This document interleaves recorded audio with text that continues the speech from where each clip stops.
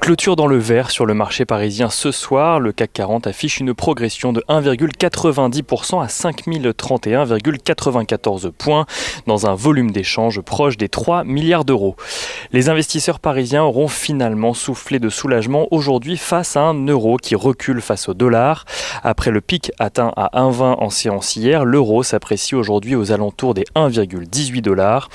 Il aura d'ailleurs suffi d'une intervention de Philippe Lane, l'économiste en chef de la BCE, pour que les investisseurs se désengagent. Il a déclaré hier après la clôture des marchés et en réaction au pic atteint que le niveau de change était important pour l'économie. Une déclaration qui n'a pas manqué de faire espérer aux investisseurs de nouvelles mesures d'assouplissement de la BCE dans l'attente de sa réunion de politique monétaire qui aura lieu la semaine prochaine. Un espoir de politique encore plus accommodante d'ailleurs renforcé par une autre déclaration aux États-Unis, cette fois-ci celle de Lael Brainard, une des gouverneurs de la Fed, qui estime que celle-ci devra faire de nouveaux efforts dans les mois qui viennent pour soutenir l'économie affectée par la crise de coronavirus. Aux États-Unis, toujours, la première estimation des chiffres de l'emploi proposée par ADP avant la publication officielle du gouvernement américain qui aura lieu ce vendredi n'aura donc pas réussi à ternir l'optimisme des opérateurs. Selon ADP, donc, le secteur privé aux États-Unis a créé 428 000 emplois en août. C'est 2 fois plus qu'en juillet, ce qui est une bonne nouvelle, mais c'est 2 fois moins que les attentes des économistes, ce qui donne un chiffre finalement décevant, mais attention, ce chiffre n'est pas encore définitif, plusieurs révisions pouvant être apportées à cette estimation.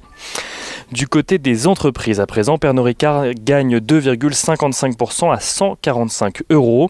Le groupe a publié des résultats supérieurs aux attentes malgré un recul de son résultat opérationnel de près de 14%. Le groupe de spiritueux reste prudent face à un environnement qu'il qualifie de volatile et incertain. Il anticipe d'ailleurs que la baisse de chiffre d'affaires en aéroport se poursuive dans le contexte actuel. Et Pernod Ricard qui fera d'ailleurs son entrée au sein de l'Eurostoxx 50 le 21 septembre prochain. 5 sociétés sortent de l'indice européen, les banques BBVA et Société Générale, les opérateurs Telefónica et Orange et la société de matériel médical Fresenius. Des sociétés qui seront remplacées par Pernod Ricard donc, mais aussi Prosus, Adyen, Vonovia ou encore la société Kone. Et Biomérieux affiche de son côté des résultats semestriels en hausse avec un résultat net en progression de 23% grâce notamment à une explosion de la demande lors de la crise du coronavirus. Le groupe préfère cependant ne pas communiquer d'objectifs annuels en raison de l'incertitude liée à la crise sanitaire en cours et le titre perd malgré tout 2,24% ce soir à 122,20 €. À noter également que Roche entend concurrencer les laboratoires Abbott qui avaient fait grand bruit la semaine dernière en annonçant la sortie d'un test Covid-19 dont le résultat était obtenu en 15 minutes seulement.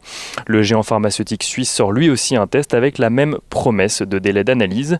Et on finit sur le côté des entreprises avec ce qui s'annonce comme le feuilleton Suez. Le PDG de Veolia a répondu ce matin aux rumeurs selon lesquelles Engie voudrait faire monter les enchères.